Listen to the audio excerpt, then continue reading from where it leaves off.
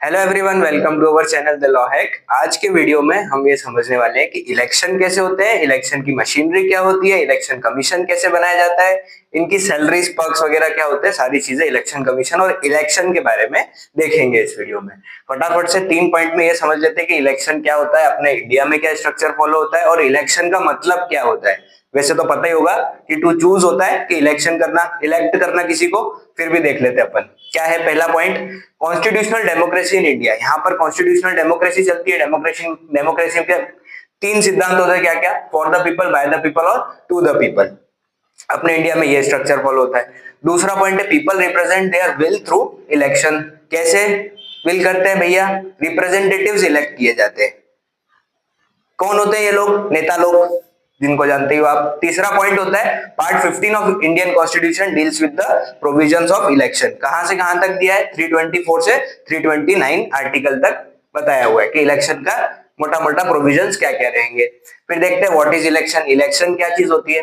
Act और process by electing representative. यहाँ जो हमने रिप्रेजेंटेटिव देखे थे ना, उनको इलेक्ट करने की जो प्रोसेस है और एक्ट है, उसको हम क्या बोलते हैं? इलेक्शन बोलते हैं। दूसरा आता है choosing a member of parliament और स्टेट लेजिस्लेचर। ये सब क्या होती है? कॉन्स्टिट्यूएंसीज होती हैं। ये कॉन्स्टिट्यूएंसीज बनाई जाती है, उसमें से मेंबर सिलेक्ट किए जाते हैं। अब ये जो मेंबर्स होते हैं, उनमें से हमको चूज करना पड़ता है कि हमारा रिप्रेजेंटेटिव कौन होगा। तो उस प्रोसेस को हम क्या बोलते हैं? इलेक्शन बोलते हैं।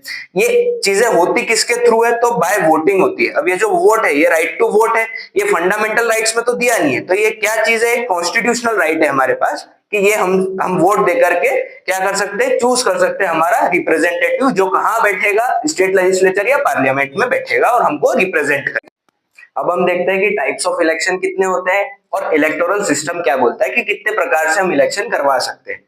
ठीक है, फटाफट से टाइप देखते हैं अपन। पहला होता है जनरल इलेक्शन, जो कि कहाँ होते हैं, कहाँ देखने को मिलेंगे? लोकसभा या स्टेट लेजिस्लेटिव असेंबलीज के जो भी इलेक्शंस होते हैं, जो मोस्टली 5 साल के होते हैं, मोस्टली तो नहीं, 5 ही साल के होते हैं, तो इनको हम क्या बोलते हैं? जनरल इलेक्शन बोलते हैं। एक होता है मिड टर्म इलेक्शन। ये कब होता है? मान लो लोकसभा डिसॉल्व हो गई 5 साल के पहले, उसका कार्यकाल पूरा नहीं हुआ, उसके पहले ही लोकसभा डिसॉल्व हो गई, तो क्या होगा? मिड टर्म इलेक्शन करवाए जाएंगे।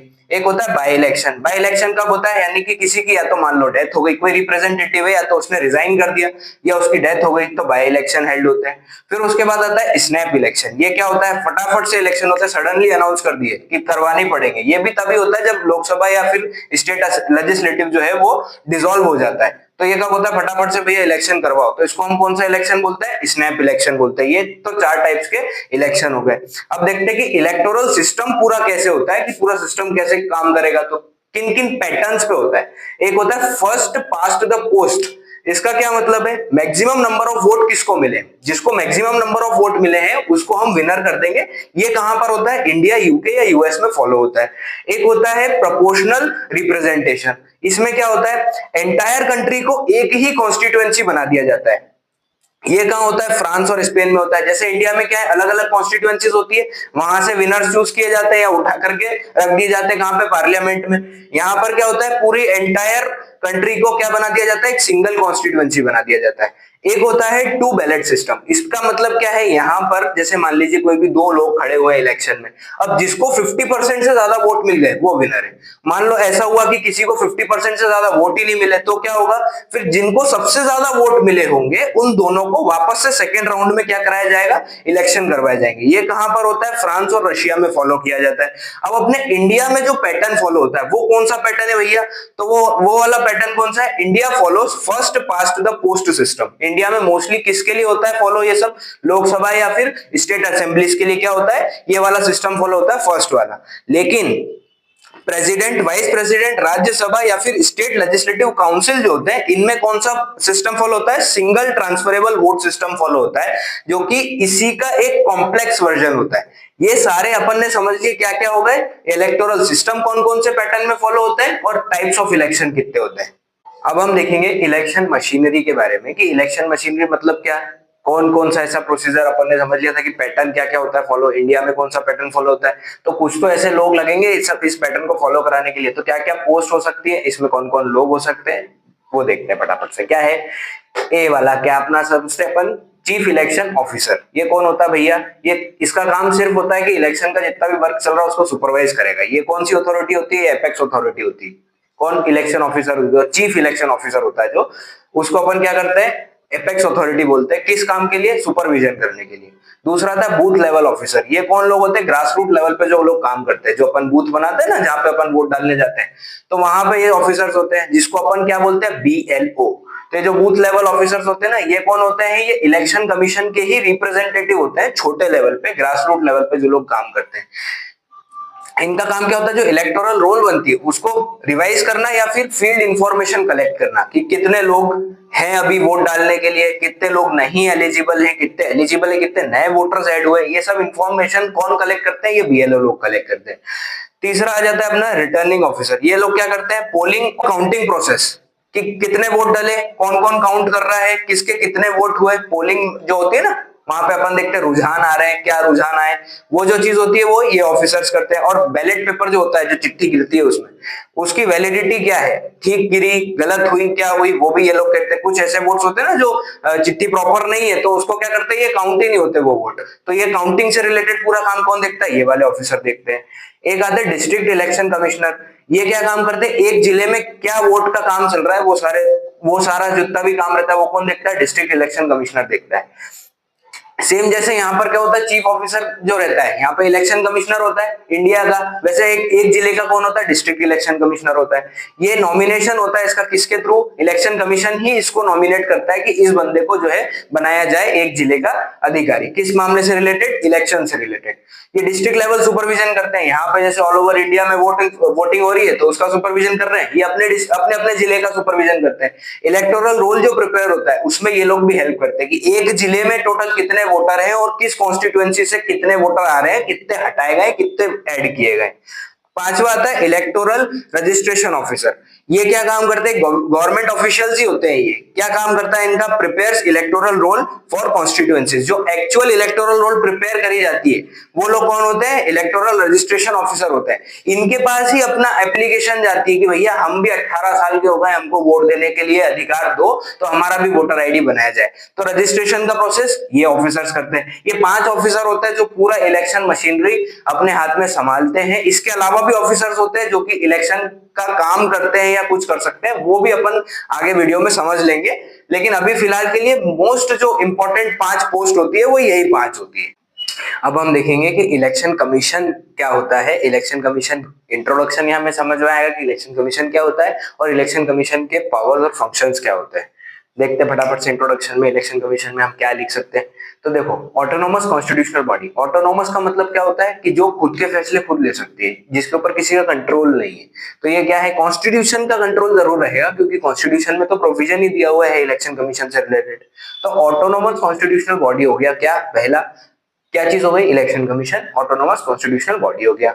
दूसरा आता है पार्ट 15 ऑफ कॉन्स्टिट्यूशन में बताया हुआ, ये हम पहले भी देख चुके हैं वीडियो में कि पार्ट 15 में बताया है कि कॉन्स्टिट्यूशन में कि इलेक्शन कमीशन क्या होगा। थर्ड पॉइंट आता है हिस्ट्री। अब किसी भी बॉडी या किसी भी कमीशन की अगर हम बात करते हैं तो हिस्ट्री देख लेना अच्छा होता है, थोड़ा आइडिया मिल जाता है लिखने के लिए कि क्या होगा।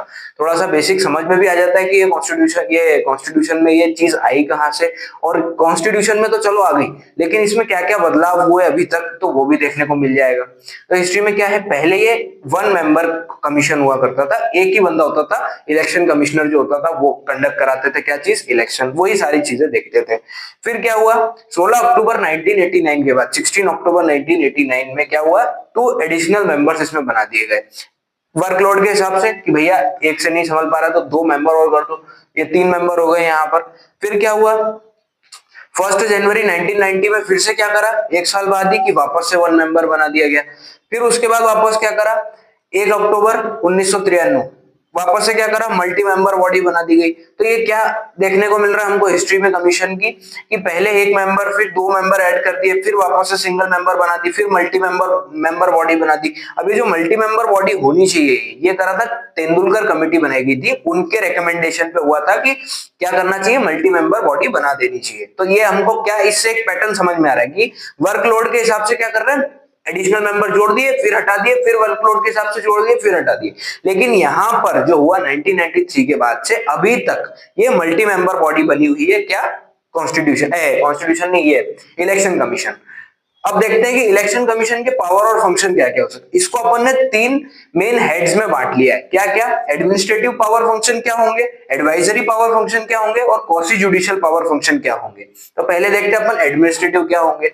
क्या हो सकता है इसमें? ये क्या करता है, टेरिटोरियल एरिया ऑफ कॉन्स्टिट्यूएंसीज, जो कॉन्स्टिट्यूएंसीज बनती है ना कि कहां कहां से जो रिप्रेजेंटेटिव होते हैं खड़े हुए हैं या इलेक्शन के लिए कहां कहां पर खड़े हुए हैं लोग, वहां से हम लोग उनको चुनने वाले हैं, तो वो क्या बोलती है, कॉन्स्टिट्यूएंसीज होती है। ये डिटरमाइन करता है कि किस कॉन्स्टिट्यूएंसी का टेरिटोरियल एरिया कितना होगा, यानी कि ये कॉन्स्टिट्यूएंसी कितने मेंबर होंगे, कितने घर घर के लोग यहाँ पर वोट डालने आ सकते हैं, या एक रिप्रेजेंटेटिव कितना एरिया ऑक्यूपाई करता है। तो वो क्या होती है, कॉन्स्टिट्यूएंसीज होती है। उसको कौन डिटरमाइन करता है? इलेक्शन कमीशन डिटरमाइन करता है। दूसरा आ जाता है रजिस्टर ऑल एलिजिबल वोटर्स, जितने भी एलिजिबल वोटर्स है। एलिजिबल वोटर यहाँ पर क्या है, इंडिया में 18 है एज, 18 अबव जो भी है वो एलिजिबल वोटर्स है।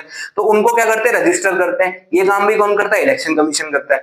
तीसरा पॉइंट आ जाता है प्रिपेयर इलेक्टोरल रोल। अब जाहिर बात है कि रजिस्टर तो कर लिया वोटर्स को, तो फिर इलेक्टोरल रोल भी तो बनाना पड़ेगा। वोटर्स हैं, इसका प्रमाण कहां से मिलेगा? तो एक इलेक्टोरल रोल बनानी पड़ेगी कि यहाँ यहाँ लिखा हुआ है कि कौन कौन वोटर है, उनकी डिटेल्स लिखी हुई है, तो उसको क्या बोलते हैं हम? इलेक्टोरल रोल बोलते हैं। वो भी प्रिपेयर करते हैं कौन? Election commission. फिर आता है डेट्स एंड शेड्यूल, किस चीज के, कि कहां पर इलेक्शन होगा, किस जगह पर कब वोट डालने का डेट होगी, कितना शेड्यूल होगा उनका, ये सब भी कौन बताता है हमको? इलेक्शन कमीशन बताता है। पांचवा आता है grant recognition and allotting symbols. जो पार्टी होती है वो पार्टी को रिकॉग्निशन ग्रांट किया जाता है कि हाँ अब आप पार्टी हो, आप इलेक्शन में खड़े हो सकते हो, तो वो कौन देता है? इलेक्शन कमीशन देता है। और दूसरा क्या है? अलॉटिंग सिंबल, यानी कि उन पार्टी का कोई एक सिंबल होता है, तो वो सिंबल भी कौन ग्रांट करता है? वो इलेक्शन कमीशन ही करता है कि ये सिंबल पार्टी के लिए ठीक है या नहीं है, तो वो भी ग्रांट कौन करता है? इलेक्शन कमीशन करता है। छठा आ जाता है issue model code of conduct. अब ये मॉडल कोड ऑफ कंडक्ट क्या चीज है, ये आइकन बटन में जाकर के देख लो आप, एक छोटा सा वीडियो, उसमें समझ में आ जाएगा कि मॉडल कोड ऑफ कंडक्ट क्या होता है। अपन देखते हैं एडवाइजरी और क्वासी जुडिशियल दोनों फटाफट से। एडवाइजरी क्या होता है? एडवाइज द प्रेसिडेंट या governor relating to disqualification of members of parliament और स्टेट लेजिस्लेचर। अब मान लो कोई ऐसे मेंबर्स ऑफ पार्लियामेंट है या स्टेट लेजिस्लेचर के मेंबर हैं, वो लोग किसी ग्राउंड पर डिस्क्वालीफाई हो रहे हैं, वो जीत तो गए हैं, वोट उनको मिल गया, वो जीत गए इलेक्शन, लेकिन उसके बाद वो डिस्क्वालीफाई हो रहे हैं, या फिर मान लो इलेक्शन के पहले ही डिस्क्वालीफाई हो रहे हैं, तो उनको हटाने के लिए क्या किया जाएगा? ये इलेक्शन कमीशन जो होगा ये एडवाइस करेगा, किसको? गवर्नर को या प्रेसिडेंट को। दूसरा पॉइंट आता है advice for election under emergency, होंगे या नहीं होंगे, क्वेश्चन मार्क दिख रहा है। अगर इमरजेंसी लगी हुई है किसी स्टेट में या किसी भी टेरिटरी में, तो वहां पर क्या होगा? इलेक्शन कंडक्ट किए जाएंगे या नहीं किए जाएंगे, इसके लिए भी कौन एडवाइस करता है? इलेक्शन कमीशन एडवाइस करता है। फिर आता है quasi judicial function. Quasi judicial का मतलब क्या होता है? अब देखो जुडिशियल बॉडी तो ये नहीं है, क्योंकि ये जुडिशरी का काम तो कर नहीं सकती, ये एक इलेक्शन कमीशन जो है ये कमीशन है, कोई जुडिशियल बॉडी नहीं है। तो क्या होगा? क्वासी जुडिशियल फंक्शन होगा। क्वासी जुडिशियल मतलब थोड़ा सा जुडिशरी का भी काम कर सकता है। कैसे? सेटलिंग डिस्प्यूट, डिस्प्यूट सेटल कर सकता है। किन चीजों से? Regarding granting recognition to the parties. अब मान लो पार्टी को रिकॉग्निशन देने में कुछ डिस्प्यूट अराइज हो गया, अपोजिशन पार्टी का कुछ आ गया, या कोई सी भी पार्टी का कुछ दिक्कत आ रही है, तो उसमें डिस्प्यूट अराइज हो गया, तो उसको सेटल कराने का काम भी कौन कर सकता है? इलेक्शन कमीशन कर सकता है। दूसरा आता है allotment of symbol. Symbol party को दिया जा रहा है, अब किसी पार्टी पे किसी पार्टी के किसी सिंबल के ऊपर मान लो कुछ ऑब्जेक्शंस आ रहे हैं या कुछ भी हो रहा है, कुछ भी डिस्प्यूट, कुछ मैटर हो गया, लड़ाई झगड़े अराइज हो गए, तो उनको भी सेटल कराने का काम कौन कर सकता है? इलेक्शन कमीशन कर सकता है। तो इन दोनों फंक्शन के हिसाब से ये क्या है? क्वासी जुडिशियल बॉडी है। तो ये तीनों फंक्शन समझ आ गए, तीन हेड्स में बांट लिए अपन ने, एडमिनिस्ट्रेटिव, एडवाइजरी और जुडिशियल। क्वासी जुडिशियल फंक्शन जिसके जो हो सकते हैं। और यहाँ पर थोड़ा सा इंट्रोडक्शन देख लिया कि इलेक्शन कमीशन क्या होता है। अब अपन देखते हैं कि इलेक्शन कमीशन के जो टेन्योर है लोगों का, वो किन टर्म्स एंड सर्विसेज पे फॉलो होते हैं, क्या क्या चीजें, कैसे उनका वो होता है, एक कंपोजिशन कैसे होता है, वो समझते हैं फटाफट से। देखते हैं कि भैया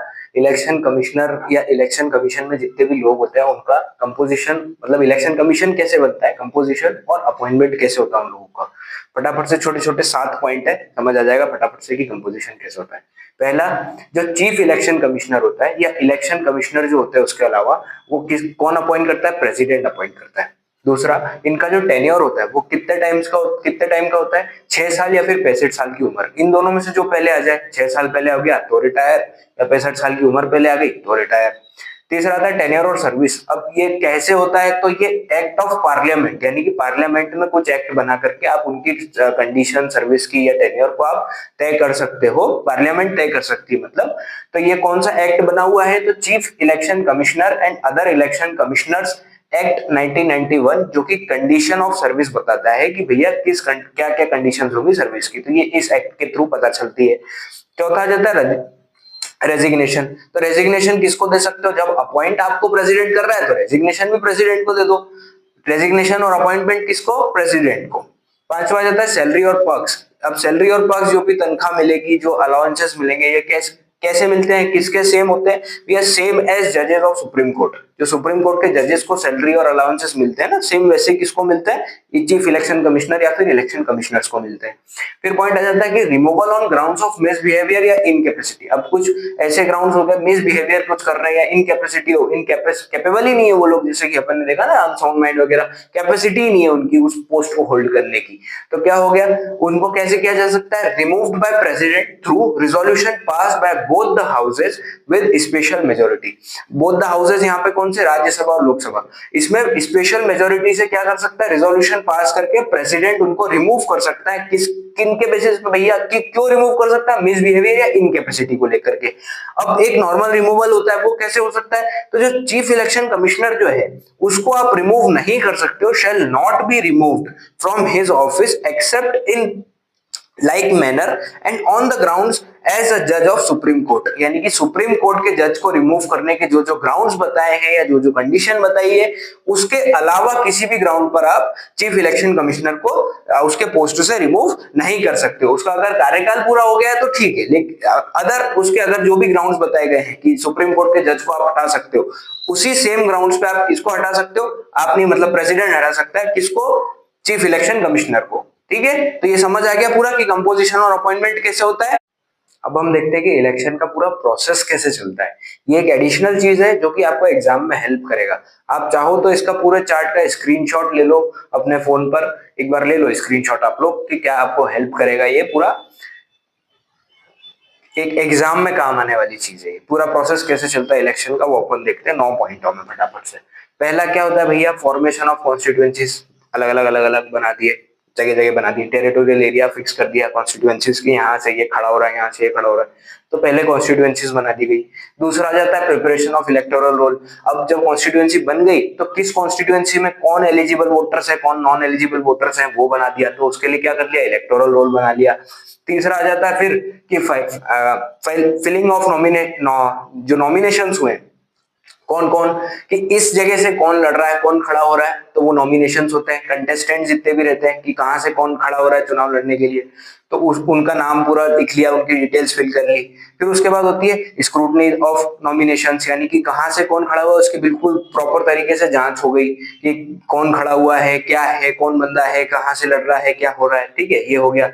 फिर आ जाता है पांचवा की शेड्यूल ऑफ इलेक्शन। फिर शेड्यूल किया जाता है कि डेट्स बताई जाती है कि किस कॉन्स्टिट्यूएंसी में कब इलेक्शन होने वाले हैं, किस डेट पे वोट डालने जाना है, वो वाली चीज है। फिर आता है सिक्स्थ कि इलेक्शन कैंपेन चालू हो जाते हैं। फिर एक पार्टीज अपना प्रचार कर रही है, कैंपेन करते हैं थ्रू मीडिया या थ्रू एडवर्टाइजमेंट या काफी सारी रैलीज वगैरह निकालना या फिर शोज करना। तो उसके थ्रू क्या करती है पार्टी, अपना कैंपेन चालू करती है। उसके लिए भी टाइम देती है इलेक्शन कमीशन की, यहाँ इतने टाइम से लेकर इतने टाइम तक आप एक अपना कैंपेन चला सकते हो। फिर होती है पोलिंग। तो ये जो पोलिंग होती है ना, पोलिंग के 48 घंटे के पहले आपको अपना कैंपेन बंद करना पड़ता है। पोलिंग मतलब क्या है कि अब वहां पर बैठना है, वोट डालने जाना है। जब वो स्टार्ट होने वाली है उसके 48 घंटे पहले आपको कैंपेन बंद कर देना है, अपना प्रचार प्रसार सब रोक देना है। तो ये चीज होती है। फिर पोलिंग आ गई। पोलिंग के बाद एट आ जाता है अपना काउंटिंग ऑफ वोट्स। अब पोलिंग हो गई, वोट डल गए, सब हो गया। फिर क्या होता है, फिर काउंटिंग होती है वोट्स की। फिर लास्ट में क्या होता है, रिजल्ट डिक्लेरेशन होता है। ये सब काम कौन करता है, इलेक्शन कमीशन करता है। अब इतना सारा पूरा प्रोसेस चलता है अपने इंडिया में कि इलेक्शन कैसे हेल्ड होगा, क्या होगा।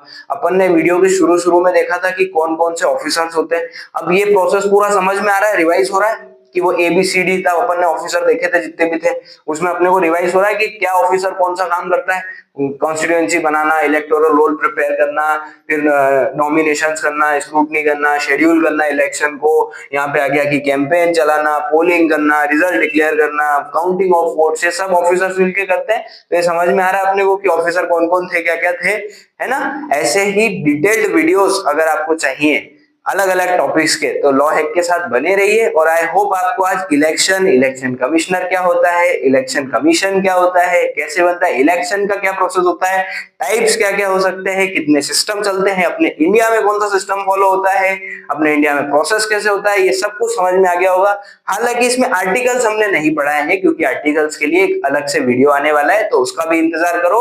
और अभी तक समझ में आ गया है तो प्लीज थोड़ा सा लाइक कर दो और चैनल को सब्सक्राइब करना भूलना मत।